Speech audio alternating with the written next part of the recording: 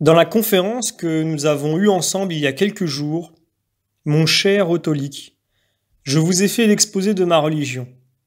Vous voulez savoir quel est le Dieu que je sers? J'ai dû vous répondre et vous avez prêté à mes paroles une oreille attentive. Nous nous sommes retirés, plus amis que jamais, quoique vous m'eussiez d'abord traité un peu durement, car vous devez vous rappeler que vous accusiez notre doctrine de folie. Puisque vous m'en avez vous-même prié, je veux aujourd'hui, malgré mon peu d'habileté, vous démontrer dans ce petit livre l'inutilité de vos efforts contre la vérité et la folie de vos superstitions.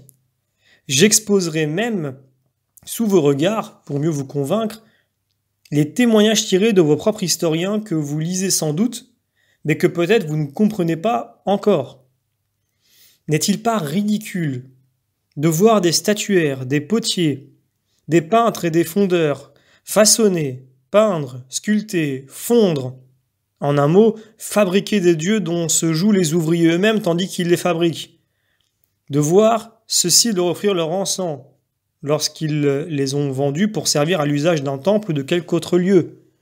Non seulement les acheteurs, mais encore les vendeurs et les ouvriers accourent à ces prétendus dieux, leur font des libations, leur offrent des victimes et les adorent, comme s'ils étaient des dieux, sans s'apercevoir qu'ils ne sont rien d'autre que ce qu'ils étaient sous leurs mains.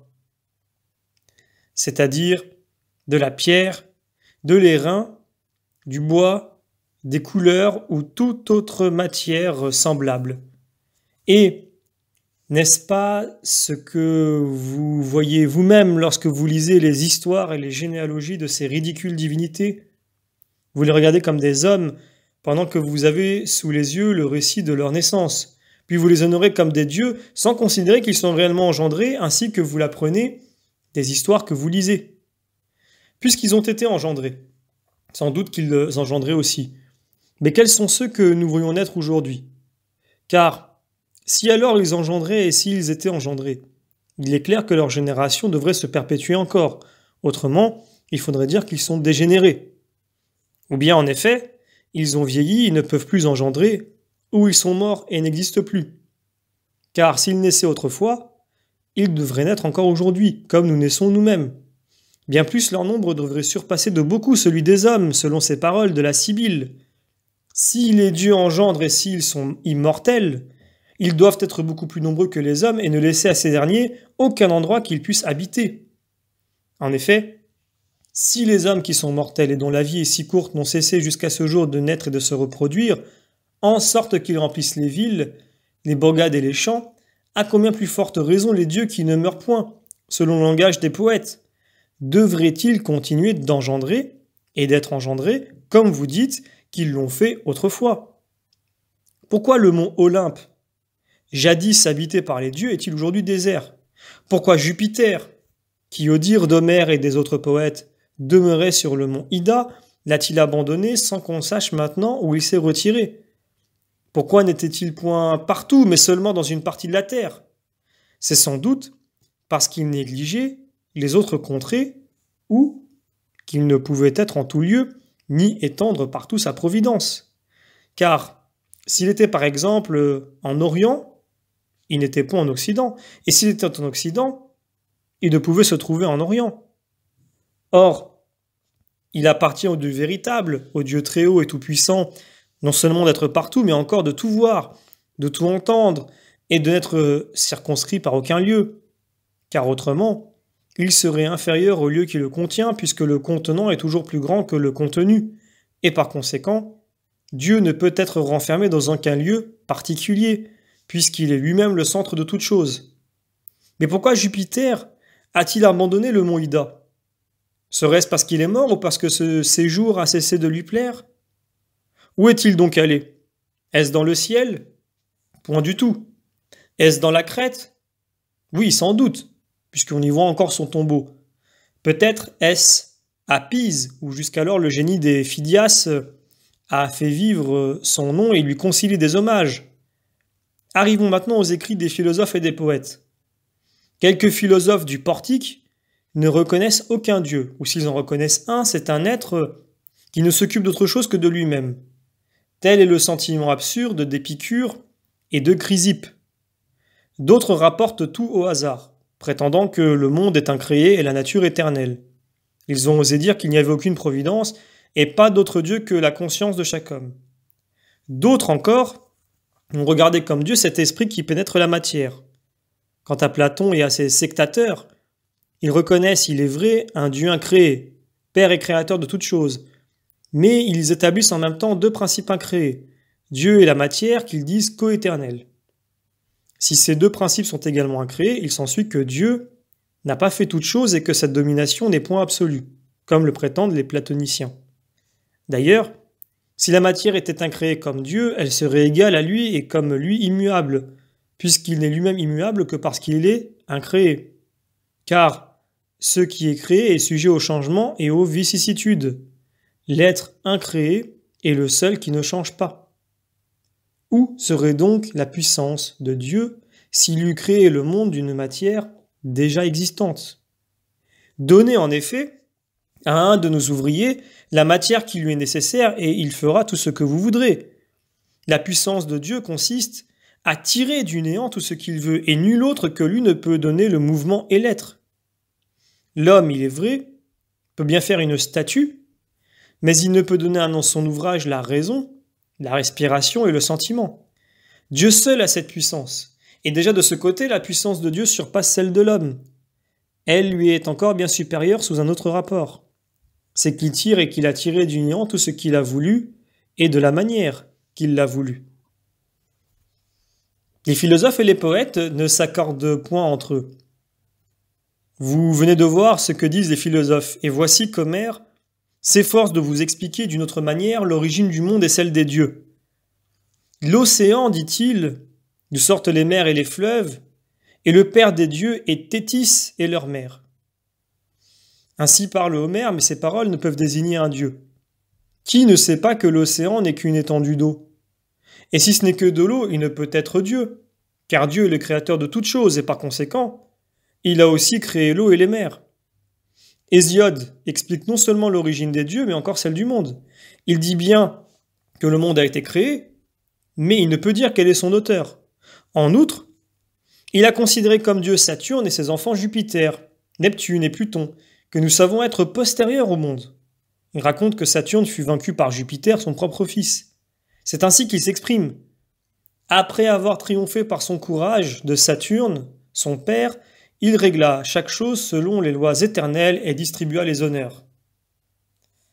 Donc il parle encore des filles de Jupiter, appelées Muses, et il les supplie de vouloir bien lui apprendre comment toutes choses ont été faites. Voici ces paroles. « Salut, filles de Jupiter, inspirez-moi des chants agréables. Célébrez la race sacrée des immortels qui sont issus de la terre, du ciel étoilé, de la nuit ténébreuse et que la mer a nourri.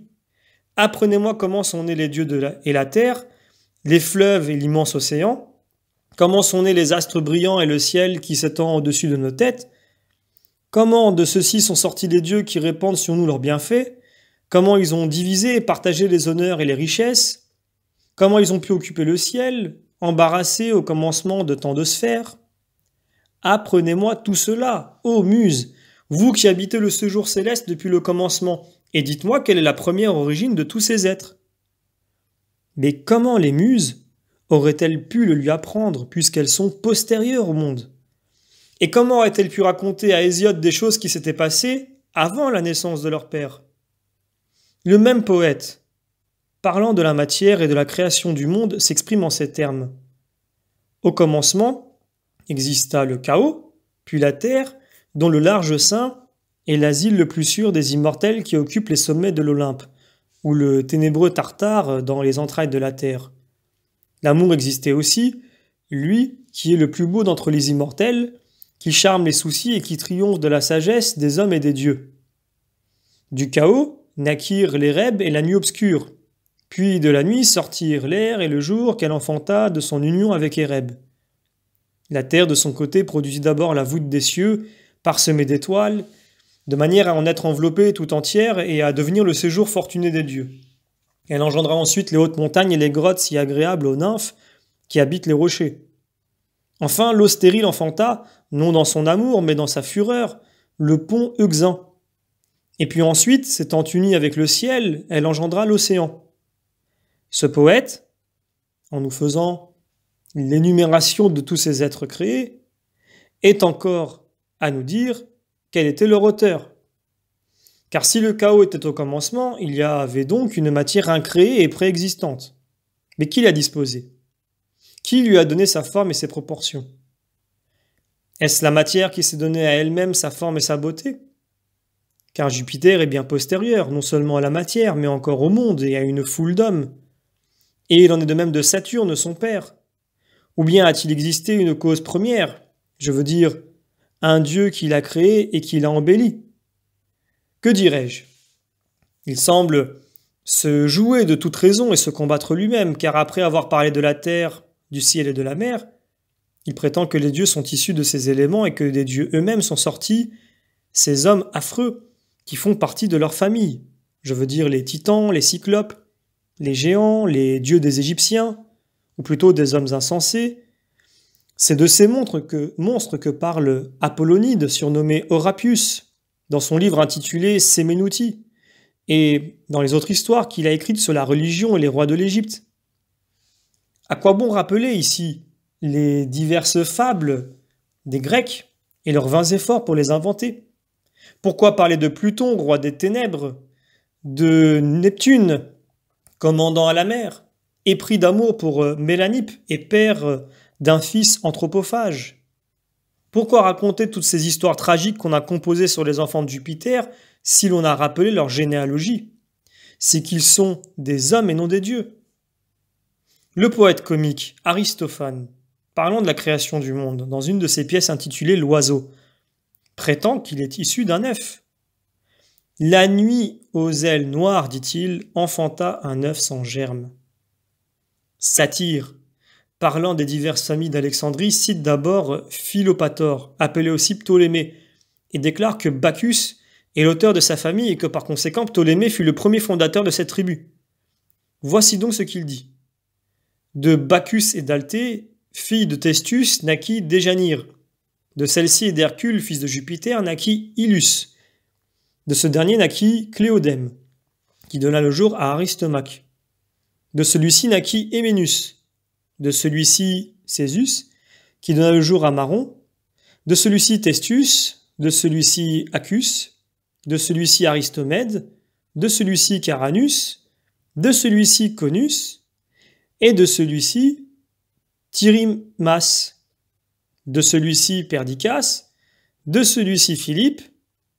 Et ensuite Aéropus, Alcète, Amintas, Bocrus, Méléagre, Arsinoé, et de celle-ci Lagus, Ptolémée, appelé aussi Sotère, de celui-ci et de Bérénice, Ptolémée et Vergète, de celui-ci et de Bénéris, qui fut fille de Magis, roi des Cyréniens, naquit enfin Ptolémée, Philadelphe. Telle est la généalogie des rois qui ont régné à Alexandrie et qui sont issus de Bacchus. C'est pourquoi il y a dans les tribus de Bacchus plusieurs familles distinctes. Celle d'Alte, qui tire son nom d'Althée, femme de Bacchus et fille de Testus. Celle de Déjanire, qui vient de la fille de Bacchus et d'Althée, laquelle fut l'épouse d'Hercule. Celle d'Ariane, qui vient de la fille de Minos, épouse de Bacchus, amoureuse de son père, et qui s'unit à Bacchus sous une forme étrangère. Celle de Testis, qui tire son nom de Testus, père d'Althée. Celle de Thoas, qui vient de Thoas, fils de Bacchus. Celle de Staphylis, qui vient de Staphylus, fils de Bacchus. Celle d'Eunée, qui vient d'Eunous, fils de Bacchus. Celle de Maron, qui vient de Maron, fils d'Ariadne et de Bacchus. En effet, ils sont tous fils de Bacchus. Mais il y a eu autrefois, et il y a encore aujourd'hui, beaucoup d'autres dénominations. D'Hercule sont sortis les Héraclides, d'Apollon les Apolloniens et les Apollonides, de Poséidon ou Neptune les Posidoniens, de Jupiter les dieux et les Diogènes. Alors à quoi bon continuer l'énumération sans fin de ces noms et de ces généalogies? C'est avec cela que vos historiens, vos poètes, Vos philosophes et tous ceux qui se sont occupés de cette vaine nomenclature se moquent de nous. Ce sont des fables, des contes absurdes qu'ils ont composés sur les dieux. Tout ce que nous y voyons de plus clair, c'est qu'ils ne sont pas des dieux mais des hommes. Les uns abandonnés au vin, les autres débauchés, ceux-ci sanguinaires. Bien plus, ces auteurs ne s'accordent point entre eux sur l'origine du monde. Tout ce qu'ils disent sur ce point est absurde. Les uns en effet prétendent que le monde est éternel, comme nous l'avons déjà dit, et les autres au contraire veulent qu'il ait été créé. Les uns ont admis une providence, les autres l'ont nié. Voici comment parle Aratus. Commençons par Jupiter, dit-il, et ne cessons jamais de l'invoquer. Toutes les rues et toutes les places sont remplies de Jupiter. La mer et le port en sont pleins. Nous en avons tous besoin de Jupiter, et nous sommes tous ses enfants. Il nous tend la main, il veut que tous les hommes travaillent afin de pouvoir aux besoins de la vie. Il indique que la terre féconde doit être labourée par les bœufs et la charrue quand il faut la défricher et répandre la semence. À qui donc devons-nous ajouter foi, d'Aratus ou de Sophocle qui dit « Il n'est point de providence, personne ne veille sur nous, vivez au hasard comme vous le pouvez. » Homère ne s'accorde point non plus avec Sophocle. Jupiter, dit-il, donne aux hommes et leur ôte la vertu. Il en est de même de Simonide. Aucun homme, aucune ville, personne, dit ce poète, ne peut avoir la vertu sans les dieux. Dieu est l'auteur de la sagesse et l'homme n'a que la folie en partage. Ainsi parle encore Euripide. Il n'arrive rien aux hommes sans la permission de Dieu. Dieu seul, dit Ménandre, fournit à nos besoins. Euripide dit encore, « Si Dieu veut un jour vous sauver, il vous en donnera les moyens nécessaires. » Testius a dit pareillement, « C'est Dieu qui conduit le navigateur et qui protège son frêle esquif. » Non seulement ils se contredisent les uns et les autres, mais encore, ils sont en contradiction avec eux-mêmes. Sophocle, qui détruit ailleurs la providence, l'établit ici en ces termes, « Le mortel ne peut échapper à la main de Dieu. » Ajoutons qu'ils ont introduit une multitude de dieux contre ceux qui n'en reconnaissaient qu'un seul, et qu'ils ont nié la providence uniquement pour faire de l'opposition quand d'autres les soutenaient. Aussi, écoutez l'aveu que fait Euripide lui-même. Nous étudions beaucoup de choses, nous ne cessons de travailler dans un vain espoir et nous ne connaissons absolument rien. Ils sont donc forcés, malgré eux, d'avouer qu'ils ignorent la vérité ou bien que tout ce qu'ils ont dit leur vient du démon. En effet, Homère et Hésiode, inspirés comme ils le disent par des muses, ont écrit les rêves de leur imagination, découtant ici que l'esprit de mensonge est non point l'esprit de vérité. On le voit clairement quand une personne est possédée, des démons. Ces esprits impurs, ces esprits d'erreur, adjurés de sortir au nom du vrai Dieu, ont confessé qu'ils étaient les mêmes démons qui inspiraient autrefois ces écrivains profanes. Cependant, quelques-uns de ces esprits, s'oubliant en quelque sorte eux-mêmes, ont parlé plus d'une fois, comme les prophètes, afin qu'on pût leur opposer leur propre témoignage et leur faire servir contre les hommes pour appuyer l'unité de Dieu, la vérité d'un jugement et les autres dogmes que ces esprits de ténèbres ont eux-mêmes reconnus. Mais les hommes de Dieu, inspirés par l'Esprit Saint et véritablement prophètes, reçurent d'en haut la science, la sagesse et la justice. C'est Dieu lui-même qui les instruisait. Il leur a fait l'honneur de les choisir pour être ses instruments et les dépositaires de sa sagesse. C'est à la faveur de cette sagesse divine qu'ils nous ont fait connaître la création du monde et tant d'autres vérités.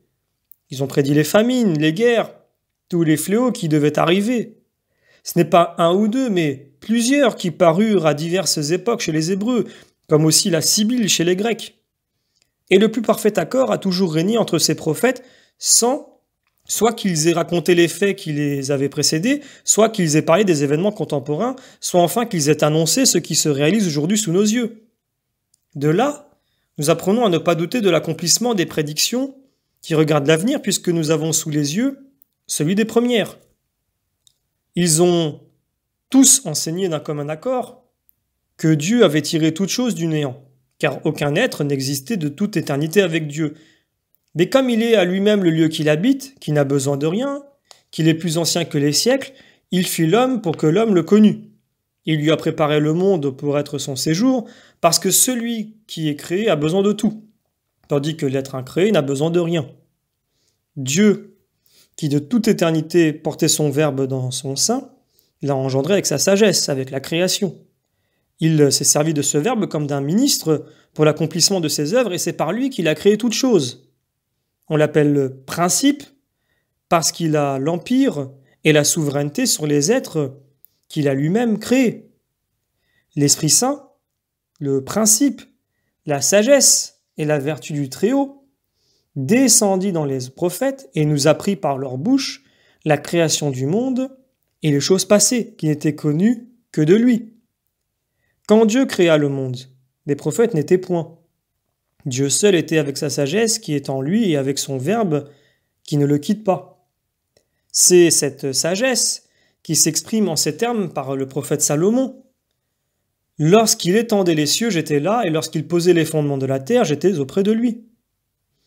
Moïse, qui vécut longtemps avant Salomon, plutôt, le Verbe de Dieu lui-même parle ainsi par sa bouche. Au commencement, Dieu créa le ciel et la terre. Il a nommé d'abord le principe et la création, puis ensuite Dieu lui-même, car il n'est pas permis de nommer Dieu légèrement et sans une grave raison. La sagesse divine prévoyait que bien des hommes seraient le jouet de l'erreur et reconnaîtraient une multitude de dieux qui ne sont pas. Afin de nous montrer le vrai Dieu dans ses œuvres et de nous convaincre que c'est lui qui a créé, par son Verbe, le ciel, la terre et tout ce qu'il renferme, les livres saints nous disent, au commencement, Dieu créa le ciel et la terre. Puis après avoir raconté cette création, l'Écriture poursuit en ces termes. La terre était informe et nue, et les ténèbres couvraient la face de l'abîme, et l'Esprit de Dieu reposait sur les eaux. Voilà ce que nous apprennent d'abord les livres sacrés, afin qu'il soit bien reconnu que Dieu lui-même avait fait cette matière dont il a créé le monde. D'abord, il fit la lumière parce que c'est par elle que nous voyons les choses créées et l'ordre qui règne en elles. Voici les paroles de l'Écriture. Dieu dit que la lumière soit et la lumière fut. Dieu vit que la lumière était bonne et il sépara la lumière des ténèbres et il appela la lumière jour et les ténèbres nuit. Et le soir et le matin formèrent un jour. Et Dieu dit qu'un firmament soit entre les eaux et qu'il sépare les eaux d'avec les eaux. Et Dieu étendit le firmament et divisa les eaux supérieures des eaux inférieures. Et il fut ainsi. Et Dieu appela le firmament ciel, et le soir et le matin furent le second jour. Et Dieu dit que les eaux qui sont sous le ciel se rassemblent en un seul lieu et que l'aride paraisse. Et il fut ainsi. Et Dieu appela l'aride terre, et les eaux rassemblées mer. Et Dieu vit que cela était bon, et il dit que la terre produise les plantes verdoyantes avec leurs semences, les arbres avec des fruits, chacun, selon son espèce, renfermant en eux-mêmes leurs semences pour se reproduire sur la terre. Et il fut ainsi.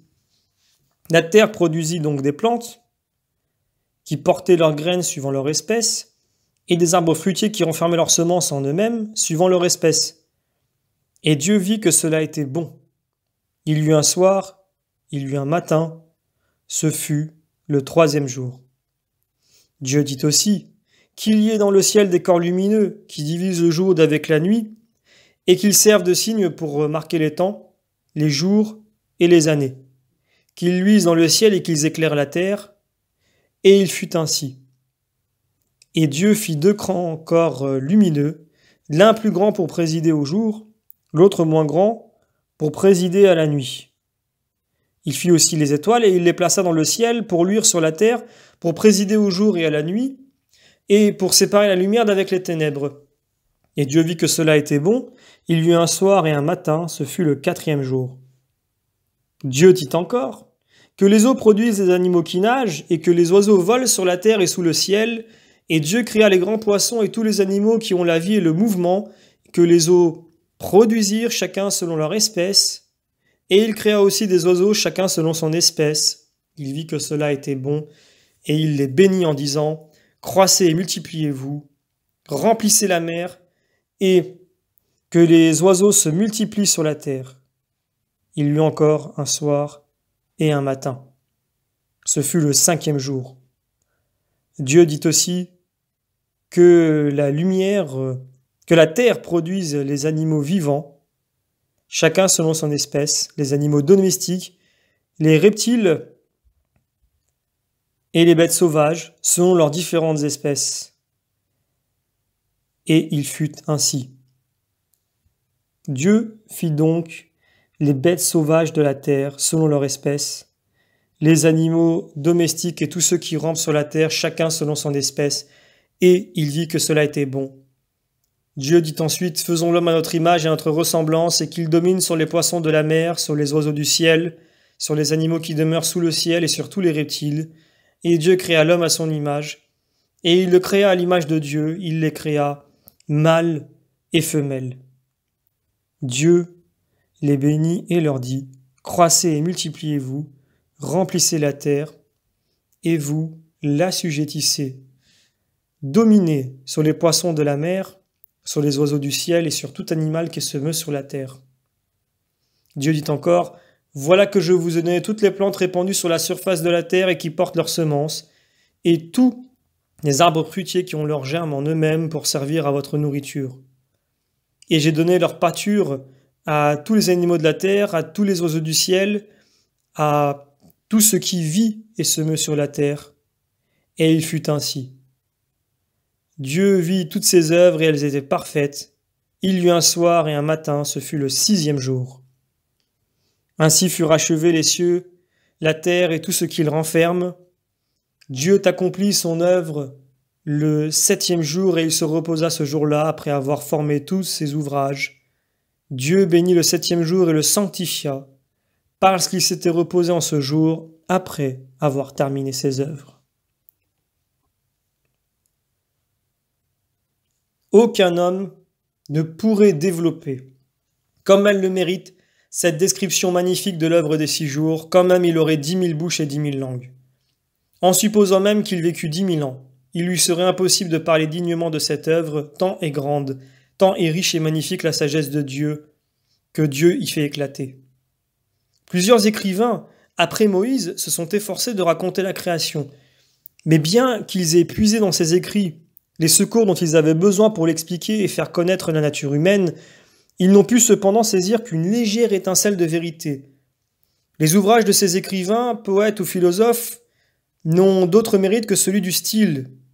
Mais ce qui en montre la vanité et le ridicule, c'est la multitude de puérilités et d'erreurs et le peu de vérité qui s'y trouve. Tout ce qu'ils ont dit de vrai est mêlé de mensonges. Or, de même que le vin et le miel deviennent plus qu'inutiles si l'on y verse du poison, ainsi en est-il des plus beaux discours. Ce sont de laborieuses frivolités. Elles peuvent donner la mort à ceux qui y ajoutent foi. Ces écrivains ont aussi parlé du 7e jour, jour célèbre chez tous les peuples, mais la plupart ignorent ce que signifie ce 7e jour, appelé Shabbat chez les Hébreux et Hebdomas chez les Grecs. Cette dernière dénomination s'est conservée chez tous les peuples sans qu'ils en sachent la cause. Ce que dit Hésiode quand il raconte que du chaos sont nés l'Éreb, la terre et l'amour qui commandent aux dieux et aux hommes, n'est qu'un vain langage dénué de fondement. Car on ne peut supposer qu'un dieu soit esclave de la volupté lorsqu'on voit des hommes qui s'abstiennent de tout plaisir déshonnête et qui s'interdisent jusqu'au désir dès lors qu'il est coupable. Ce même poète a montré qu'il avait de Dieu une idée toute humaine, basse et misérable, lorsqu'il parle des choses terrestres pour commencer son récit de la création. L'homme, en effet, qui est si petit, est obligé de commencer par en bas l'édifice qu'il veut bâtir. Il ne peut élever le faîte ou le toit sans avoir posé d'abord le fondement. Mais la puissance de Dieu consiste à créer de rien ce qu'il veut et à le créer selon son bon plaisir. Car, comme le disent les Écritures, ce qui est impossible aux hommes est possible à Dieu. C'est pourquoi le prophète nous apprend qu'il créa d'abord le ciel en forme de voûte, comme le couronnement et le faîte de l'édifice. Au commencement, dit-il, Dieu créa le ciel et la terre. Il créa donc le ciel ainsi que nous l'avons dit. Il donne ensuite le nom de terre à la partie solide qui est comme le fondement et celui d'abîme à la réunion des eaux. Il parle encore des ténèbres parce que le ciel était comme un voile qui couvrait les eaux et la terre. Par cet esprit qui reposait sur les eaux, il entend le principe de vie que Dieu a donné aux créatures pour la régénération des êtres, comme l'âme dans l'homme est unie au corps. Il rapprochait ainsi deux substances légères, comme l'eau et l'esprit, afin que l'esprit pénétrât l'eau et que l'eau avec l'esprit pénétrant partout féconda la créature.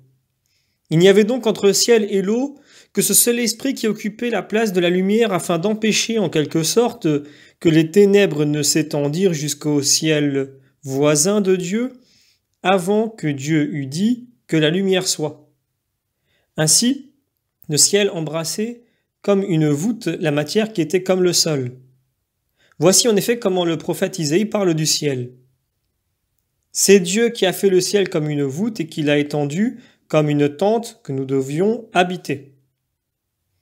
Voilà pourquoi la parole de Dieu, c'est-à-dire son Verbe, qui brillait comme dans une prison étroite, a éclairé tout à coup l'espace lorsque la lumière fut créée indépendamment du monde.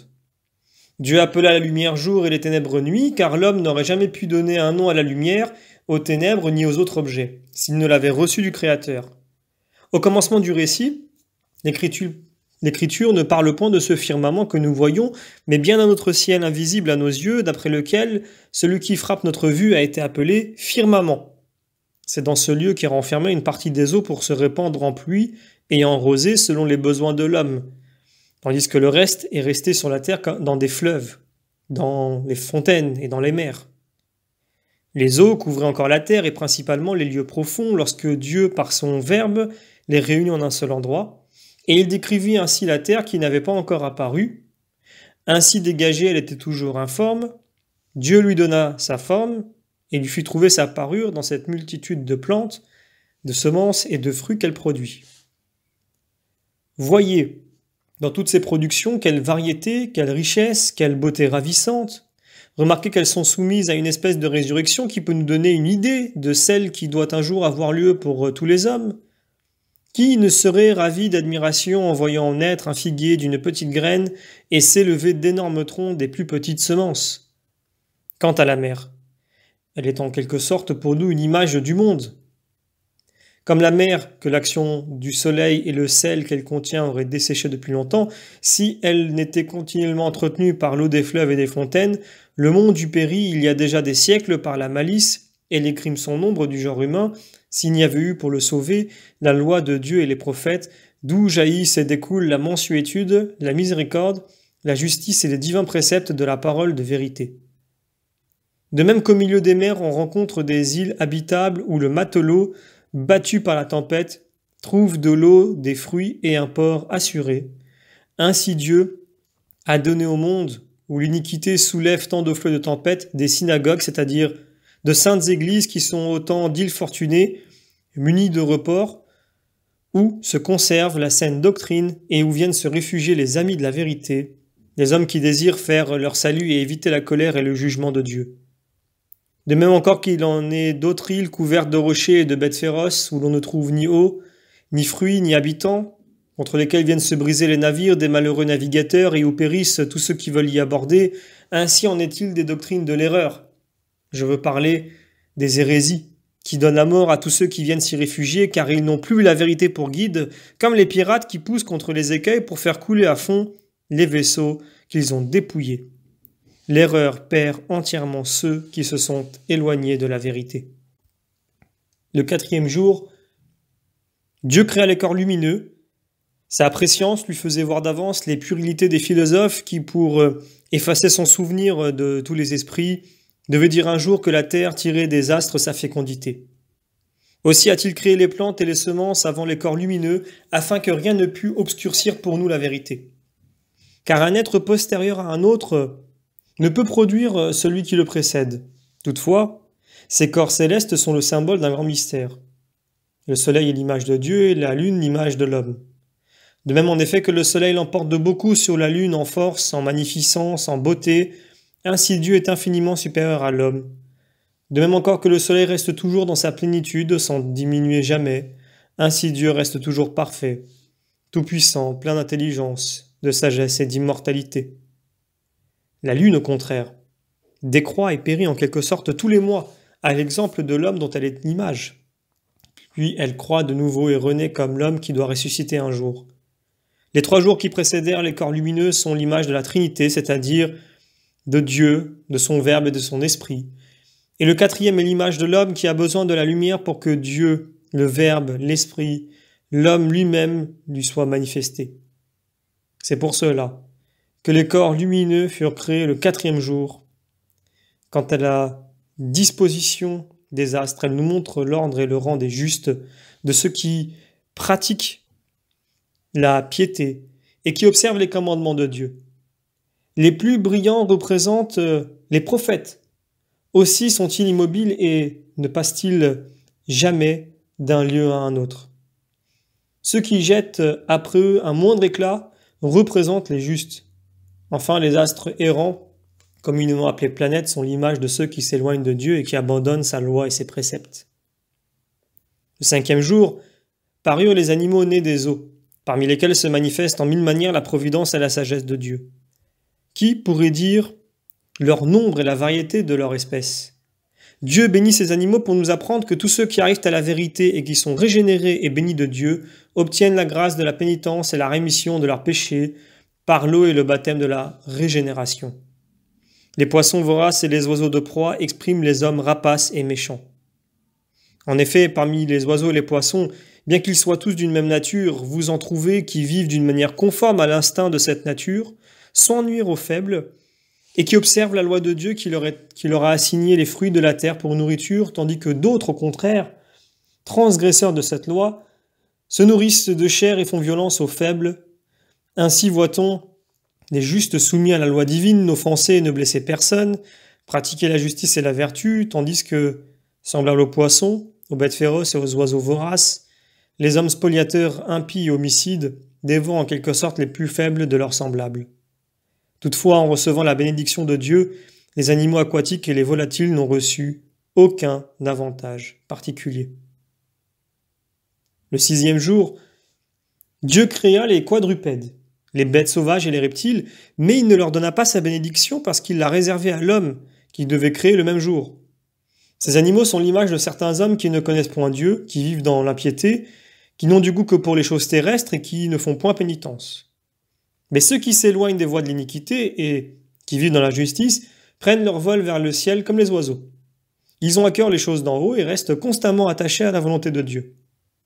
Les impies, les hommes privés de la connaissance de Dieu, sont semblables aux hommes qui ont des plumes et ne peuvent voler. Car tout en portant le nom d'homme, ils n'ont que des inclinations basses, rampantes, ils sont chargés de péché. Les bêtes sauvages tirent leur nom d'un mot grec qui veut dire naturel, féroce. Ce n'est pas qu'elles furent ainsi dès le commencement, car Dieu n'a rien créé qui ne fût bon. Mais le péché de l'homme les a fait dévier de la nature première, et elles l'ont imité lui-même dans ses excès. De même en effet que la bonne conduite d'un maître force ses serviteurs à bien se conduire, tandis que ces dérèglements les entraînent dans le désordre, ainsi en est-il arrivé par rapport à l'homme. Il était le maître, il lui a fait le mal, et tout ce qui lui était soumis a dégénéré avec lui. Mais lorsque les hommes auront recouvré leur premier état et qu'ils auront mis fin au péché, alors ces bêtes sauvages reprendront aussi leur naturel paisible. Que dirons-nous de la création de l'homme? Elle est trop sublime pour qu'une bouche humaine puisse en parler dignement. Et expliquer ces courtes paroles de l'Écriture, faisons l'homme à notre image et ressemblance. Dieu, en les prononçant, fait voir quelle est la dignité de l'homme. Jusqu'alors, il avait tout fait par sa parole. L'homme est le seul ouvrage qu'il juge digne d'être fait de ses mains. comme s'il eût compté pour rien les autres ouvrages en comparaison de ce dernier. Il semble même qu'il a besoin de secours lorsqu'il dit « Faisons l'homme à notre image et ressemblance ». Toutefois, cette parole « faisons » ne s'adressait qu'à son verbe et à son esprit. Lors donc qu'il eut créé l'homme et qu'il lui eut donné sa bénédiction pour qu'il se multiplia et qu'il remplit la terre, il mit tous les êtres sous son pouvoir et sa domination, et il lui ordonna de vivre des fruits de la terre, des herbes et des plantes, prescrivant en même temps aux animaux de vivre avec lui et de se nourrir aussi de tous les fruits que la terre produisait. Après avoir ainsi terminé en 6 jours le ciel, la terre, la mer et tout ce qui le renferme, Dieu se reposa le 7e jour de tous ses travaux. Puis, la Sainte Écriture résume en ces termes ce qu'elle avait dit jusqu'alors. Telle fut l'origine des cieux et de la terre lorsqu'ils furent créés, au jour que le Seigneur Dieu fit la terre et les cieux, avant toutes les plantes des champs et toutes les herbes de la campagne, quand la terre n'en produisait point. Car le Seigneur Dieu n'avait point encore répandu la pluie sur la terre et il n'y avait point d'homme pour la cultiver.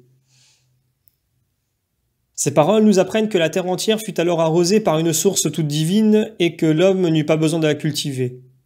Elle produisit tout d'elle-même, selon le commandement de Dieu, de peur que l'homme ne fût chargé d'un travail trop pénible. Cependant, pour bien mettre dans tout son jour la création de l'homme et prévenir les difficultés que pourraient élever certains esprits qui embrouillent tout et qui ne manqueraient pas de dire « Ces paroles, faisons l'homme, ont bien été prononcées, mais la création de l'homme n'est pas clairement exprimée, l'Écriture ajoute. Or, il s'élevait de la terre des vapeurs qui en arrosaient la surface. Le Seigneur Dieu forma l'homme du limon de la terre. Il répandit sur son visage un souffle de vie et l'homme eut une âme vivante. » C'est de là que plusieurs tirent une preuve de l'immortalité de l'âme. Après que Dieu eut ainsi formé l'homme, il lui choisit dans les contrées orientales un jardin magnifique, où brillait la lumière la plus vive, où s'exhalait l'air le plus pur et où croissaient des arbres de toute espèce. C'est là qu'il le plaça. Voici les paroles mêmes de l'Écriture. Le Seigneur Dieu avait planté dès le commencement un jardin de délices. Il y avait placé l'homme qu'il avait formé, et le Seigneur fit sortir de la terre une multitude d'arbres beaux, à voix, et dont les fruits étaient doux à manger. Au milieu du jardin était l'arbre de vie et l'arbre de la science du bien et du mal. Dans ce lieu de délices coulait un fleuve qui arrosait le jardin et se divisait en 4 canaux. Le premier s'appelle Phison. C'est celui qui coule autour du pays de Évilat, où l'on trouve de l'or et l'or le plus pur. C'est là aussi que se trouvent le bdellium et la pierre d'onyx. Le nom du second fleuve est Géon. C'est celui qui coule autour du pays de Cus. Le nom du 3e fleuve est le Tigre, et il se répand aux côtés de la Syrie. Le 4e fleuve est l'Euphrate. Le Seigneur Dieu prit l'homme et le plaça dans le jardin d'Éden pour le cultiver et le garder, et le Seigneur fit à l'homme un commandement et lui dit « Tu peux manger de tous les fruits du jardin, mais ne mange pas du fruit de l'arbre de la science du bien et du mal, car au jour que tu en mangeras, tu mourras de mort. » Et le Seigneur Dieu dit « Il n'est pas bon que l'homme soit seul, faisons-lui une aide semblable à lui. » Le Seigneur Dieu, après avoir formé de la terre tous les animaux de la terre et tous les oiseaux du ciel, il fit venir devant Adam, afin qu'il vît comme il les nommerait et que chacun d'eux portât le nom qu'Adam lui avait donné. Et Adam donna leur nom aux animaux domestiques, aux oiseaux du ciel et aux bêtes sauvages. Mais il n'avait point trouvé d'aide qui fût semblable à lui. Le Seigneur Dieu envoya donc à Adam un profond sommeil. Et pendant qu'il dormait, Dieu prit de la chair d'un de ses côtés et ferma ensuite la plaie. Le Seigneur Dieu forma ainsi une femme d'une côte d'Adam et la mena devant Adam. Et Adam dit, « Voilà maintenant l'os de mes os et la chair de ma chair. Celle-ci s'appellera du nom pris du nom de l'homme, parce qu'elle a été tirée de l'homme. C'est pourquoi l'homme quittera son père et sa mère et s'attachera à sa femme, et ils seront deux dans une même chair. » Adam et sa femme étaient tous deux nus et n'en rougissaient point. Or, le serpent était le plus rusé de tous les animaux que le Seigneur Dieu avait placés sur la terre, et il dit à la femme, « Pourquoi Dieu vous a-t-il défendu de manger du fruit de tous les arbres de ce jardin ?» La femme lui répondit, « Nous mangeons du fruit des arbres de ce jardin, mais pour le fruit de l'arbre qui est au milieu du jardin, Dieu nous a commandé de ne point manger et de ne point toucher, de peur que nous mourions. » Le serpent répondit à la femme, « Assurément, vous ne mourrez point de mort. Car Dieu sait que le jour où vous aurez mangé de ce fruit, vos yeux s'ouvriront et vous serez comme des dieux, connaissant le bien et le mal. » La femme s'aperçut donc que ce fruit était bon à manger et beau à voir et d'un aspect désirable, et elle en prit et en mangea, et elle en donna à son mari qui en mangea comme elle. Et les yeux de l'un et de l'autre furent ouverts, et ils connurent qu'ils étaient nus, et ayant entrelacé ensemble des feuilles de figuier, ils s'en firent des ceintures. Et ils entendirent la voix du Seigneur Dieu qui s'avançait dans le jardin à l'heure du jour, où il s'élève un vent doux, et ils se cachèrent parmi les arbres pour éviter la présence de Dieu. Mais le Seigneur Dieu appela Adam et lui dit « Où es-tu » Adam répondit « J'ai entendu votre voix dans le jardin, et comme j'étais nu, j'ai été saisi de crainte et je me suis caché. Alors Dieu lui dit « Qui t'a appris que tu étais nu, à moins que tu n'aies mangé du fruit de l'arbre dont je t'avais défendu de manger ?» Adam répondit « La femme que vous m'avez donnée pour compagne m'a présenté le fruit de cet arbre et j'en ai mangé. » Et le Seigneur Dieu dit à la femme « Pourquoi as-tu fait cela ?» Elle répondit « Le serpent m'a trompé et j'ai mangé de ce fruit. » Le Seigneur Dieu dit alors au serpent « Parce que tu as fait cela, tu es maudit entre tous les animaux et toutes les bêtes de la terre, tu ramperas sur le ventre et tu mangeras la poussière durant tous les jours de ta vie.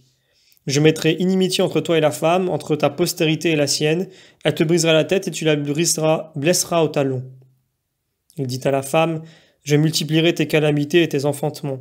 Tu enfanteras dans la douleur, tu seras sous la puissance de ton mari, et il te dominera. » Il dit aussi à Adam « Parce que tu as écouté la voix de ta femme et parce que tu as mangé du fruit dont je t'avais ordonné de ne pas manger, la terre est maudite et à cause de toi, tu n'en tireras chaque jour ta nourriture qu'avec un grand labeur.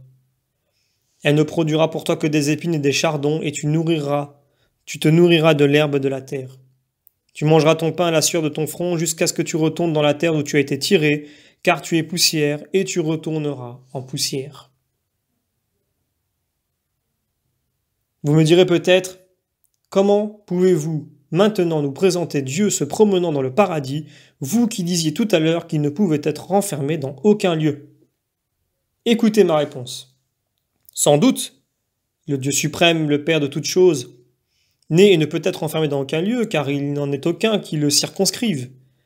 Mais son Verbe par lequel il a tout fait, et qui est à la fois sa vertu et sa sagesse.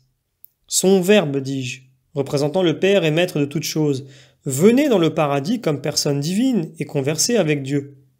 L'Écriture elle-même nous apprend en effet qu'Adam entendit une voix. Or que pouvait être cette voix si ce n'est le Verbe de Dieu, qui est aussi son Fils? Non point qu'il ait été engendré d'une manière charnelle, ainsi que les poètes nous représentent les enfants de leur Dieu, mais il a toujours été dans le sein de son Père, ainsi que la vérité nous le raconte. Il est de toute éternité son conseil, bien avant toute chose, puisqu'il est sa pensée et sa sagesse. Lorsqu'ensuite Dieu voulut créer ainsi qu'il l'avait résolu, il engendra son Verbe, émané de lui et antérieur à toute créature. Cependant, il ne se priva point lui-même de son Verbe, mais il l'engendra de telle sorte qu'il fut toujours avec lui. Voilà ce que nous enseignent les Saintes Écritures. Et tous ceux qui ont été inspirés du Saint-Esprit, parmi lesquels Saint Jean s'exprime ainsi, au commencement était le Verbe et le Verbe était avec Dieu. Il nous montre par ces paroles que Dieu existait seul au commencement et que son Verbe était avec lui. Puis il ajoute « Et le Verbe était Dieu, toutes choses ont été faites par lui et rien n'a été fait sans lui. » Ainsi donc le Verbe étant Dieu et engendré de Dieu peut être envoyé par le Père de toutes choses dans un lieu quelconque, selon son bon plaisir, et lorsqu'il y est, on le voit, on l'entend, et il est véritablement présent dans ce lieu. Dieu créa l'homme le 6e jour, mais il ne manifesta sa création qu'après le 7e, lorsqu'il lui préparait le paradis, afin de lui donner le meilleur et le plus beau des séjours. La vérité de tout ce récit se manifeste clairement d'elle-même. Ne voyons-nous pas en effet que si la femme éprouve de si grandes douleurs au moment de l'enfantement et si elle les oublie aussitôt après, c'est tout à la fois pour accomplir la parole de Dieu et contribuer à l'accroissement du genre humain. Ne voyons-nous pas encore que si le serpent est ainsi en horreur, s'il rampe sur sa poitrine et qu'il se nourrit de terre, c'est afin de confirmer la vérité de tout ce que nous avons dit. Dieu fit donc sortir de la terre toutes sortes d'arbres beaux à la vue et dont le fruit était doux à manger. Car il n'y avait d'abord que les plantes, les semences et les herbes qui avaient été produites le 3e jour. Sans doute, Les plantes qui se trouvaient dans le paradis étaient bien supérieures aux autres en beauté et en saveur, puisque Dieu dit que c'est un jardin planté par lui-même. Cependant, le reste du monde possédait aussi les mêmes plantes, si l'on en accepte les deux arbres de la vie et de la science qui ne se trouvaient nulle part ailleurs. Ce paradis était un jardin, une terre. Dieu lui-même l'avait planté, comme nous l'apprend l'Écriture lorsqu'elle dit « Le Seigneur avait planté vers l'Orient un paradis de délices. Il y avait placé l'homme, et Dieu fit sortir encore de la terre une multitude d'arbres beaux à voir et dont les fruits étaient doux à manger. » Ces mots de terre et d'Orient nous montrent clairement que le paradis était sous ce même ciel où se trouvent la terre et l'Orient. Le mot Éden en hébreu, le mot Éden est hébreu et signifie délice. Les saints livres nous apprennent aussi que de l'Éden sortait un fleuve qui arrosait le paradis et qui se divisait ensuite en 4 canaux. Les 2 premiers, appelés Phison et Géon, baignent les contrées orientales. Le Géon surtout enveloppe de ses eaux toute l'Éthiopie. C'est encore lui, dit-on, qui coule en Égypte sous le nom de Nil. Les 2 autres, je veux dire le Tigre et l'Euphrate, nous sont bien connus, car ils ne sont pas éloignés de nos contrées. Lors donc que Dieu plaçait l'homme dans le paradis, comme nous l'avons dit plus haut, afin de le cultiver et de le garder, il lui ordonna de manger de tous les fruits qui s'y trouvaient. Il lui défendit seulement de toucher à l'arbre de la science. Formé de la terre, le voilà transporté dans un paradis. Dieu voulait par là l'exciter à se rendre de plus en plus parfait, à se montrer Dieu en quelque sorte et à s'élever par degrés jusqu'au ciel pour s'assurer de l'immortalité. L'homme avait été créé dans un état intermédiaire, n'étant ni tout à fait mortel, ni entièrement exempt de la mort, mais il pouvait être l'un ou l'autre. Il en était de même du paradis qu'il habitait. Il tenait, par sa beauté, le milieu entre le ciel et la terre. Ces mots, pour travailler, veulent dire pour garder les commandements de Dieu, afin qu'il ne se perdît point par la désobéissance, ainsi que le malheur arriva. L'arbre de la science était sans doute bon en lui-même, aussi bien que son fruit, et ce n'était point l'arbre, comme le pensent quelques-uns, qui était mortel, mais bien la transgression du précepte. Car cet arbre ne renfermait autre chose que la science. Et la science est toujours bonne, lorsqu'on en fait un bon usage. Or, Adam nouvellement né était en quelque sorte un enfant, et ne pouvait encore recueillir le fruit de la science. En effet, les enfants ne peuvent manger du pain aussitôt après leur naissance, mais on leur donne d'abord du lait, puis ils reçoivent une nourriture plus solide à mesure qu'ils avancent en âge. Et voilà ce qui serait arrivé à Adam. Dieu lui défendit donc de toucher à l'arbre de la science, non point par jalousie, comme le pensent quelques-uns, mais parce qu'il voulait mettre son obéissance à l'épreuve. Il voulait encore que l'homme persévérât longtemps dans cette candeur, cette simplicité de l'enfance. Et n'est-ce pas un devoir sacré aux yeux de Dieu et des hommes qu'on se soumette à ses parents avec candeur et simplicité? Et si les enfants doivent être soumis à leurs parents, à plus forte raison doivent-ils l'être à Dieu, qui est le Père de tous? D'ailleurs, il ne convient pas aux enfants d'être plus sages que leur âge ne le comporte, car la sagesse a ses degrés aussi bien que le développement des forces corporelles. Que dirais-je encore? Lorsque nous désobéissons à une loi qui nous fait une défense, il est bien clair que ce n'est point la loi qui est cause du châtiment, mais la désobéissance elle-même. Elle est la transgression de la loi. Blâmerez-vous un père de faire des défenses à son fils et de le punir s'il les méprise? Toutefois, la punition ne vient point de la chose elle-même, mais de la désobéissance. Ce qui fit sortir Adam du paradis, c'est donc la transgression du précepte divin. Encore une fois, l'arbre de la science ne renfermait rien de mauvais. C'est du péché, comme d'une source funeste, que sont sorties les souffrances, les douleurs, les peines et la mort même. Mais Dieu, dans sa miséricorde, ne voulut pas laisser à jamais l'homme esclave du péché. Il le condamna à l'exil. Il le chassa hors du paradis pour le châtier, lui faire expier sa faute pendant un temps déterminé et le rétablir ensuite dans l'état d'où il était déchu. Aussi, ce n'est pas sans mystère qu'après avoir raconté la création de l'homme, la Genèse fait entendre qu'il serait 2 fois établi dans le paradis. La première, immédiatement après avoir été créé, la seconde après la résurrection et le jugement, de même que le potier brise le vase qu'il vient de faire s'il y remarque quelques défauts, pour le refondre ensuite et le refaire tout entier, ainsi l'homme est brisé en quelque sorte par la mort pour ressusciter ensuite plein de vigueur et de santé, c'est-à-dire revêtu de pureté, de justice et d'immortalité. Si Dieu appelle Adam et lui demande « Adam, où es-tu » ce n'est pas qu'il l'ignore, mais comme il est très patient, il veut laisser au coupable le temps du repentir et de l'aveu. On me demandera peut-être « Adam fut-il créé mortel ?» Non. Fut-il créé immortel? Point du tout. Il n'était donc rien. Ce n'est pas ce que je veux dire. Sans doute il ne fut créé ni mortel ni immortel, car si Dieu l'avait créé immortel dès le commencement, il l'aurait fait Dieu, et s'il l'avait fait mortel, il semble qu'il serait la cause de sa mort. Il ne le crée donc ni mortel, ni immortel, mais comme nous l'avons déjà dit, capable d'être l'un ou l'autre. En suivant la voie qui conduit à l'immortalité, c'est-à-dire en restant fidèle observateur de la loi du Seigneur, il devait recevoir de lui l'immortalité en récompense et devenir semblable à Dieu. Mais en prenant le chemin de la mort par la désobéissance, il se donnait la mort lui-même, car Dieu l'avait créé libre et ne gênait en rien sa liberté. Et aujourd'hui, par un effet admirable de sa bonté et de sa miséricorde, il rend à l'homme devenu fidèle tout ce qu'il avait perdu par sa négligence et son infidélité. C'est en désobéissant à Dieu qu'il s'était donné la mort. C'est aussi en se soumettant à sa volonté qu'il peut recouvrer la vie éternelle. Car Dieu nous a donné une loi et de saints préceptes qui sont le gage du salut pour leurs fidèles observateurs et leur assure après la résurrection un héritage incorruptible. Après qu'Adam eut été chassé du paradis, il connut son épouse, que Dieu avait formée d'une de ses côtes. Ce n'est pas qu'il n'ait pu la former autrement, mais il prévoyait déjà que les hommes introduiraient une multitude de dieux. Il voyait d'avance ce que préparait le serpent, je veux dire, ce culte insensé d'une multitude de dieux qui ne sont pas.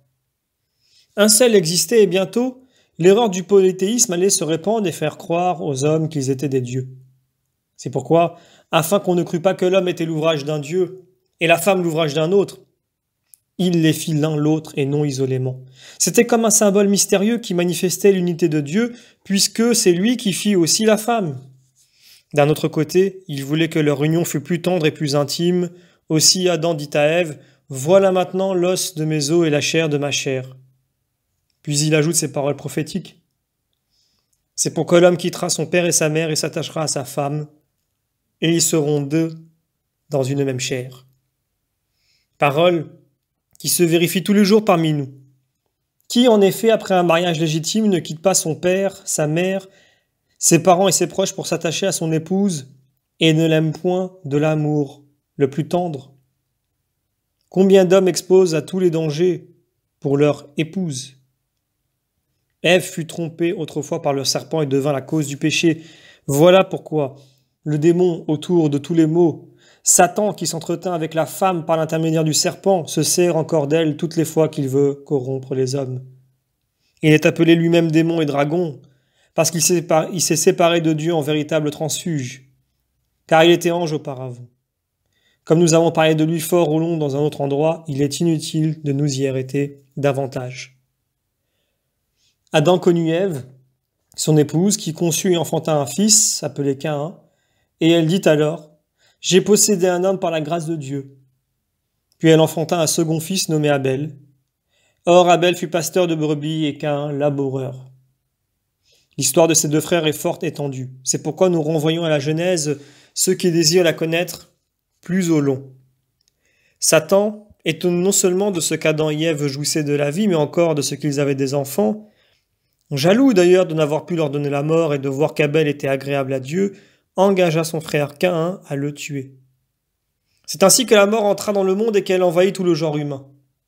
Mais Dieu, toujours plein de miséricorde, voulant laisser à Caïn aussi bien qu'à Adam le temps du repentir et de la pénitence, lui parla en ces termes. « Où est ton frère Abel ?» Caïn lui répondit avec fierté et arrogance. « Je ne sais. Suis-je le gardien de mon frère ?» Alors le Seigneur irrité lui dit « Qu'as-tu fait ?» La voix du sang de ton frère crie de la terre jusqu'à moi.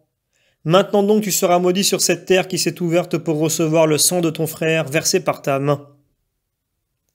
Tu seras gémissant et tremblant sur la terre. Depuis ce temps, la terre, comme saisie d'effroi, refuse de s'abreuver du sang d'aucun homme ni d'aucun animal. Ce qui prouve que ce n'est pas en elle que réside la faute, mais bien dans l'homme qui a violé le précepte. Caïn eut aussi un fils appelé Enoch. Il donna le nom de ce fils à la ville qu'il bâtit. Ainsi commencèrent les villes longtemps avant le déluge, et non point comme le dit faussement Homère, quand les hommes eurent diverses langues. Enoch engendra un fils appelé Guédad, qui engendra lui-même Mel. De Mel naquit Mathusalem, et de Mathusalem Lamech. Ce dernier eut donc deux épouses appelées Ada et Séla. Alors commença la polygamie. La musique date aussi de cette époque. Lamech eut 3 enfants appelés Obel, Jubel et Tobel. Obel nourrit paisiblement ses troupeaux sous ses tentes. Jubal inventa la harpe et la guitare. Tobel forgea le fer et l'airain. Là s'arrête la généalogie des enfants de Caïn. Le reste de sa race fut enseveli dans l'oubli en punition du meurtre de son frère. Cependant, à la place d'Abel, Dieu donna à Ève un autre fils appelé Seth, par lequel le reste des hommes s'est propagé jusqu'à ce jour. Ceux qui seraient curieux de connaître les diverses générations n'ont qu'à lire les Écritures. Nous avons fait en partie ce travail, ainsi que nous l'avons dit. C'est une dissertation, ou plutôt une suite de généalogies qui se trouve dans le premier livre de nos histoires. Nous tenons toutes ces choses de l'Esprit Saint lui-même qui a parlé par la bouche de Moïse et des autres prophètes. Nos saints livres sont donc plus anciens et plus vrais que toutes les fables et les récits des historiens et des poètes. Il en est qui ont regardé Apollon comme l'inventeur de la musique, d'autres ont prétendu qu'Orphée en avait conçu l'idée en écoutant le doux chant des oiseaux. Mais il est facile de se convaincre de la vanité et du ridicule de ces prétentions, quand on sait que ces personnages ont vécu plusieurs années après le déluge. Quant à l'événement arrivé de temps de Noé, ce patriarche que quelques-uns auteurs appellent Deucalion, nous l'avons discuté dans ce livre dont nous venons de parler. Vous pourrez le consulter si vous le voulez. Après le déluge, les rois et les villes recommencèrent de nouveau dans l'ordre qui suit. La première cité fut Babylone, puis Orac, Archat et Chalan, dans la terre de Sénar. Le roi de ces villes fut Nébroth. D'elle sortit Assur, qui donna son nom aux Assyriens. Nébroth bâtit les villes de Ninive, de Roboam, de Calach et de Dazen, situées entre Ninive et Calach. Mais la ville de Ninive se distingua entre toutes les autres par sa vaste étendue. Un autre fils de Sem, enfant de Noé, appelé Mesraïm, engendra Landonim. Énémigin, Labim, Nephtilim, Patrozonim, qui donna le jour à Philistim. Nous avons parlé des 3 fils de Noé, de leur mort et de leur généalogie dans ce premier livre de nos histoires déjà cités. Il nous reste maintenant à rappeler les autres villes, les autres rois et les autres événements qui remontent à l'époque où les hommes n'avaient qu'une seule langue. Les villes dont nous avons déjà parlé appartiennent à ce temps-là. Le moment arrivait où les hommes devaient se disperser dans les différentes parties du monde. Pour rendre leur nom immortel, ils prirent la résolution de leur mouvement propre et sans consulter la volonté de Dieu, de bâtir une ville et une tour dont le fait s'élèverait jusqu'aux cieux. Mais parce qu'ils avaient osé entreprendre un si grand ouvrage sans consulter le Seigneur, il renversa leur ville à leur tour. Il confondit en même temps leur langage et chacun eut sa langue particulière. C'est aussi ce que nous apprend la Sibylle lorsque, annonçant au monde la colère future de Dieu, elle s'exprime en ces termes. Alors, dit-elle, s'accomplirent les menaces que le Dieu suprême avait faites aux mortels quand ils élevèrent une tour sur la terre d'Assyrie. Ils parlaient tous la même langue et ils voulurent escalader le ciel étoilé.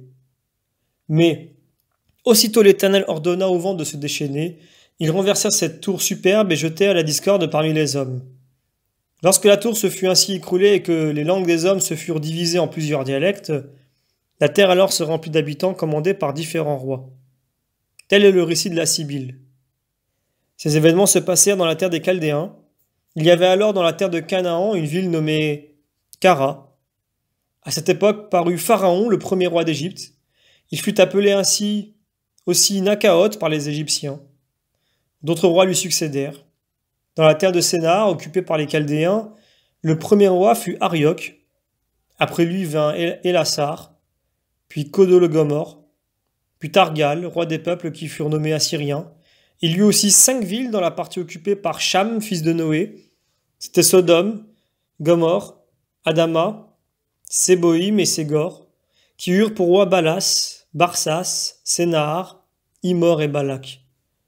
Ces 5 rois obéirent pendant 12 ans à Kodolagomor, roi des Assyriens. Mais ils rompirent avec lui à la 13e année et ils eurent une longue lutte à soutenir contre 4 rois d'Assyrie. Telle fut l'origine des guerres sur la terre. Ces rois domptèrent les géants de Canaan et avec eux, au sein même de leur ville, des nations guerrières et les Coréens qui habitaient les montagnes nommées Séhir jusqu'à la ville de Térébinthe, appelée ainsi Pharan parce qu'elle est située dans un désert. Il y avait alors un saint roi nommé Melchisédek qui régnait dans la ville de Salem, appelée aujourd'hui Jérusalem. Il fut le premier pontife du Dieu Très-Haut et donna à la ville qu'il habitait le nom qu'elle porte encore. À dater de son règne, il y eut des prêtres dans tout l'univers. Après lui, Abimélec régna à Guéraré, puis un autre Abimélec, puis Ephron, surnommé Chétev. Voilà les noms des premiers rois. Ceux des autres rois d'Assyrie qui régnèrent plusieurs années après sont passés sous le silence par tous les historiens qui ont rapporté des événements plus rapprochés de nous. On en cite quelques-uns. Taglaphazar, Salmanazar, puis encore Sénachérib, vint ensuite l'Éthiopien Adramélec, qui fut aussi roi d'Égypte, mais tout cela est bien récent en comparaison de l'Antiquité de nos saints livres. Ainsi donc, les hommes érudits qui veulent fouiller dans les temps anciens peuvent juger par là combien vos histoires sont incomplètes et récentes, lorsqu'elles ne se rattachent pas au récit des saints prophètes. Dans ces premiers temps, les hommes étaient rares dans l'Arabie et la Chaldée, mais lorsqu'ils furent divisés de langage, ils commencèrent à croître et à se multiplier peu à peu dans tout l'univers. Les uns allèrent habiter l'Orient, les autres des parties du grand continent et le septentrion, en sorte qu'ils s'étendirent jusque chez les Bretons, vers les régions du pôle arctique. Quelques-uns occupèrent le pays des Cananéens, qui fut ensuite appelé Judée et Phénicie, puis les contrées de l'Éthiopie, de l'Égypte et de la Libye, puis encore la région appelée Tauride et les terres qui appartiennent à l'Occident. Le reste enfin se répandit dans diverses contrées, dans l'Asie, la Grèce, la Macédoine, l'Italie, les Gaules, ainsi que les Espagnes et la Germanie, en sorte qu'aujourd'hui l'univers entier se trouve peuplé. Le monde avait été divisé d'abord en 3 parties, l'Orient, le Midi et l'Occident. Quand les hommes débordèrent ainsi de tous côtés, les autres parties du monde furent aussi habitées. Cependant, des écrivains à qui ces faits sont inconnus ne craignent point d'affirmer que le monde est sphérique et semblable à un cube. Et comment pourraient-ils se flatter d'être ici dans la vérité puisqu'ils ignorent la création du monde et la manière dont il s'est peuplé? Les hommes s'étant multipliés peu à peu sur la terre, comme nous l'avons déjà dit, bientôt les îles elles-mêmes et les contrées désertes se couvrirent d'habitants. Quel sage, quel poète, quel historien a pu dire la vérité sur ces premiers événements? Tous leurs dieux eux-mêmes n'ont-ils pas été engendrés longtemps après la fondation des villes? Ne sont-ils pas bien postérieurs aux rois, aux peuples et aux guerres de ces premiers temps? Ces historiens ne devaient-ils pas aussi faire mention de tout ce qui s'est passé même avant le déluge? Si les prophètes d'Égypte et les autres auteurs chaldéens parlaient par l'Esprit Saint et annonçaient la vérité, ne devaient-ils pas tous tout faire connaître, parler avec exactitude de l'origine du monde, de la création de l'homme et des autres événements qui suivirent? Non seulement ils devaient parler du passé et du présent, mais ils devaient même prévoir l'avenir et nous apprendre quel était le sort réservé au monde. Il est évident qu'ils étaient tous dans l'erreur, que les chrétiens seuls possèdent la vérité, car ils sont instruits par l'Esprit Saint, qui a parlé par les prophètes et leur a annoncé toutes choses. Aussi, je vous exhorte à étudier avec le plus grand soin la parole divine, c'est-à-dire les écrits des prophètes. Vous pourrez comparer notre doctrine avec celle de tous les autres écrivains, et cette comparaison vous fera trouver la vérité. Leurs histoires elles-mêmes nous apprennent que ceux dont ils font des divinités ont été simplement des hommes qui vécurent jadis parmi eux, comme nous l'avons déjà démontré. Jusqu'à ce jour encore, on ne cesse de leur élever des statues qui ne sont que de purs simulacres et l'œuvre de simples mortels. Une multitude d'hommes insensés leur rend un culte divin, tandis que dans leur folle croyance, et abusés par l'erreur et les préjugés qu'ils ont reçus de leur père, ils insultent au Dieu créateur, à celui qui a fait toutes choses et qui nourrit tout être vivant. Cependant, Le Dieu, Père et Créateur de l'univers, n'a pas abandonné le genre humain, mais il lui a donné sa loi et il lui a envoyé ses saints prophètes pour la lui annoncer, afin que tous, sortant de leur sommeil, confessent qu'il n'existe qu'un seul Dieu. Ces mêmes prophètes nous ont appris à nous abstenir du culte sacrilège des idoles, de l'adultère, du meurtre, de la débauche, du larcin, de l'avarice, du parjure, de la colère et de toute impureté. Ils nous ont appris aussi à ne point faire aux autres ce que nous ne voudrions pas qu'on nous fît à nous-mêmes, nous assurant que celui qui observe la justice évitera les supplices de l'enfer et obtiendra de Dieu la vie éternelle. La loi divine nous défend donc d'adorer non seulement les simulacres, mais encore les éléments, le soleil, la lune et les étoiles. Elle nous défend d'offrir aucun culte au ciel et à la terre, à la mer, aux fontaines et aux feuves, mais d'adorer avec un cœur pur et un esprit sincère celui-là seul qui est véritablement Dieu et qui a créé toutes choses. Voici ce qu'elle enseigne. Tu ne seras point adultère, tu ne tueras point, tu ne déroberas point, tu ne porteras point de faux témoignages, tu ne désireras point la femme de ton prochain. Les prophètes tiennent aussi le même langage. Salomon nous apprend à ne pas même pécher par les yeux lorsqu'il dit « Que tes yeux voient la justice et que tes paupières ne consentent qu'au bien ». Moïse, qui est aussi rangé parmi les prophètes, parle en ces termes du pouvoir de Dieu unique. « C'est là votre Dieu qui a créé la terre et a fermé le ciel. C'est lui dont les mains ont fait briller cette multitude d'astres, cette innombrable milice du ciel.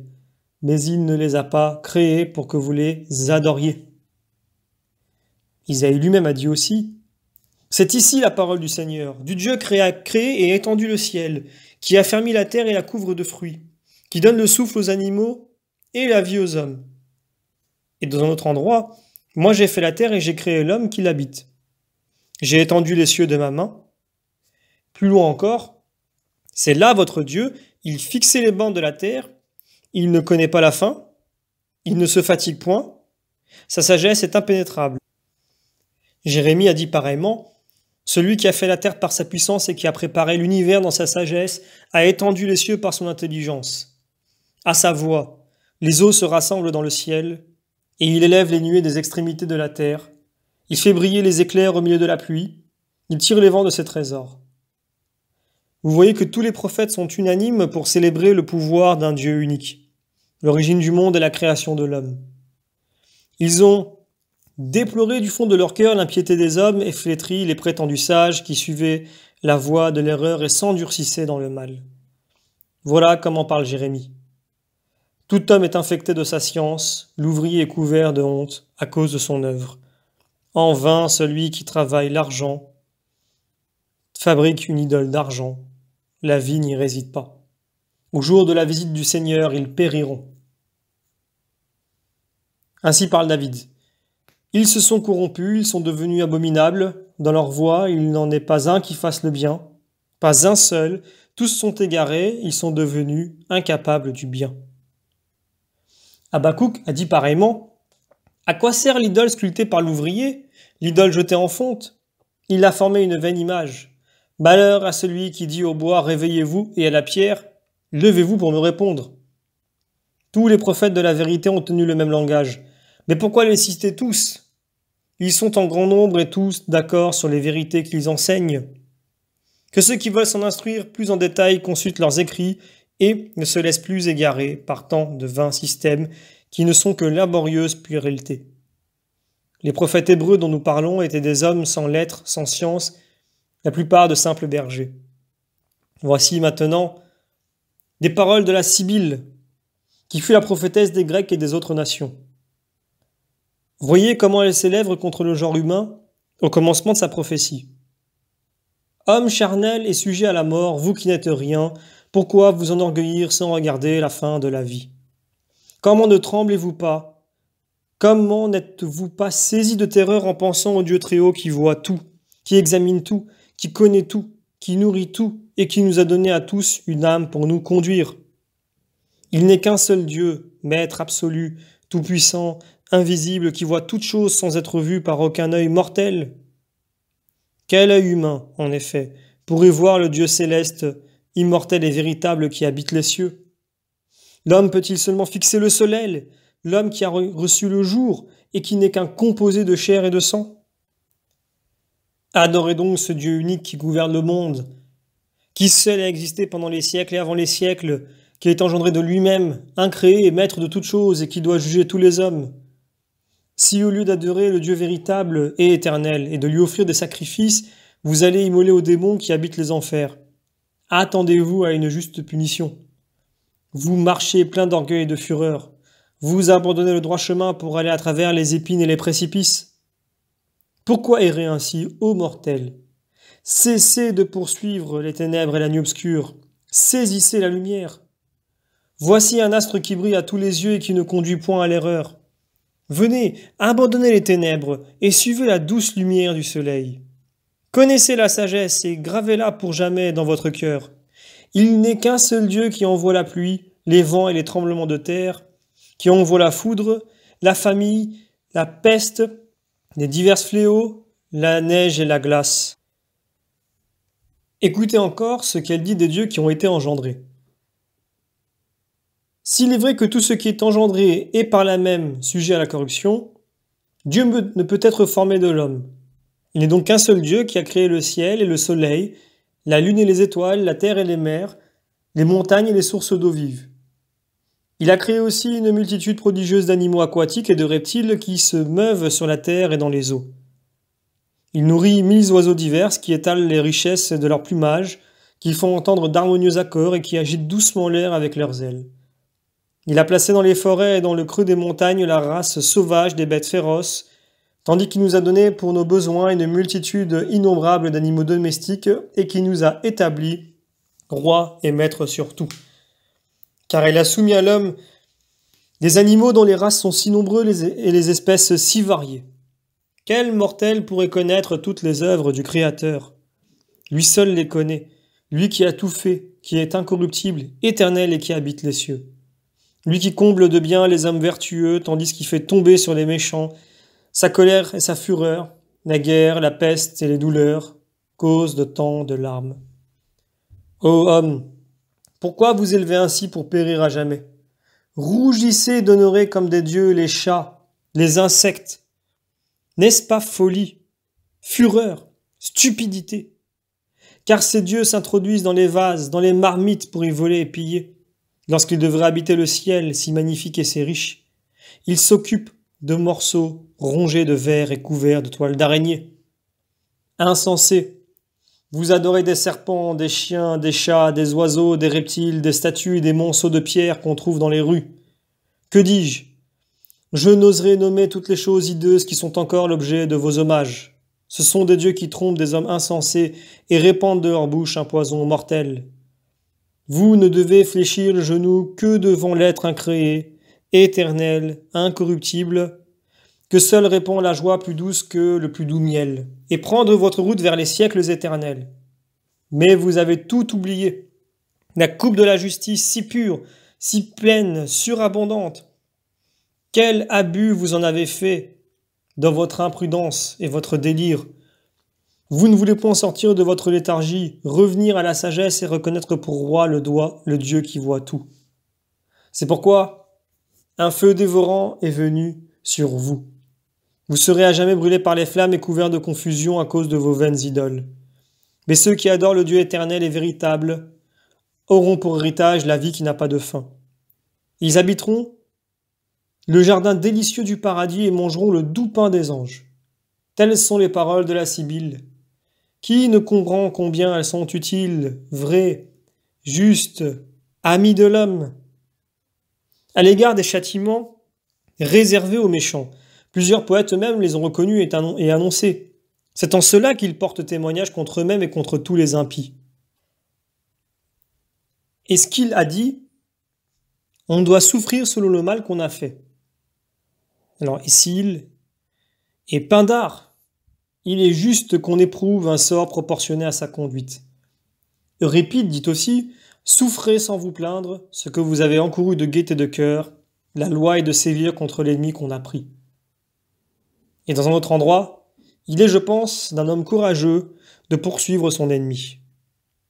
Archiloque a dit « Il est une chose qui importe, c'est d'expier le mal qu'on a fait. » au sujet de la patience de Dieu qui voit tout, qui sait tout et néanmoins attend le jugement parce qu'il est patient, Denis s'exprime en ces termes: quoique l'œil de la justice semble s'ouvrir doucement, il n'en voit pas moins toute chose.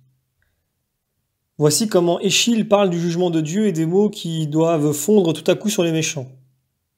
Les mots ne tarderont pas à tomber sur les coupables et de terribles châtiments menacent ceux qui abandonnent la justice.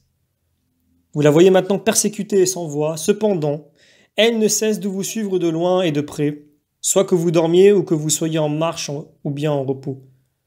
La nuit la plus obscure ne peut cacher votre iniquité, et sachez que lorsque vous faites le mal, vous avez toujours un témoin qui vous regarde. Simonide ne s'écrit-il pas: il n'arrive aucun mal à l'homme auquel ils ne doivent s'attendre, car Dieu renverse tout en un moment. Écoutez encore Euripide. Ne vous fiez point, dit-il, à la prospérité des méchants, et ne comptez point sur la durée de leur orgueilleuse opulence. Leurs enfants même ne sont point sûrs de l'avenir, car le temps ne connaît point de parents et dévoile les crimes des hommes à la postérité. Et dans un autre endroit, la science ne manque pas à Dieu, et il lui est facile de connaître les méchants et leurs parjures. Sophocle dit enfin: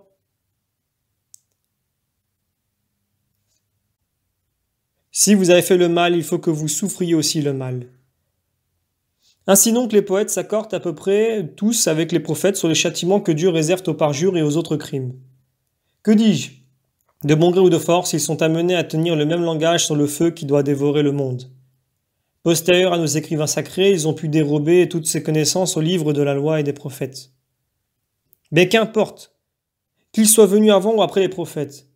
Toujours est-il qu'ils s'accordent parfaitement avec les derniers. Car voici ce que dit le prophète Malachie sur le feu qui doit consumer le monde. Le jour du Seigneur vient comme un incendie qui dévorera tous les impies. Isaïe dit: la colère de Dieu viendra comme la grêle qui se précipite et comme le torrent qui entraîne tout dans un gouffre. Non seulement la Sibylle, les poètes et les philosophes ont parlé de la justice de Dieu, du jugement et des peines à venir. Mais, forcés encore par la vérité, ils ont confessé la providence de Dieu. Ils ont dit qu'il s'occupait des vivants et des morts. Voici comment Salomon parle de ces derniers. Le parfum se répandra sur leur chair et l'huile coulera sur leurs os. David dit aussi: mes os brisés tressailleront. C'est précisément la pensée du poète Timocle. Dieu, dit-il, regarde avec bonté ceux qui reposent dans l'urne. Voyez la contradiction où tombent tous ces auteurs. Ils adorent une multitude de dieux et reconnaissent l'empire d'un seul. Ils nient le jugement et le confessent. Ils combattent et admettent l'immortalité de l'âme. Homère dit quelque part: son âme s'évanouit comme un songe. Puis dans un autre endroit, son âme, en quittant son corps, descendit aux enfers. Et ailleurs encore, ensevelis-moi afin que je rentre plus tôt dans le royaume de Pluton. Vous avez lu les autres poètes, vous savez comment ils raisonnent. Je serai facilement compris de tout homme qui cherche la sagesse de Dieu et qui lui plaît par sa foi, sa justice et ses bonnes œuvres, car voici ce qu'a dit le prophète Osée: où est le sage? Et il comprendra ce que je dis. L'homme prudent, et il pénétrera mes paroles, car les voies de Dieu sont droites, les justes y marchent d'un pied ferme, les méchants les chancellent à chaque pas.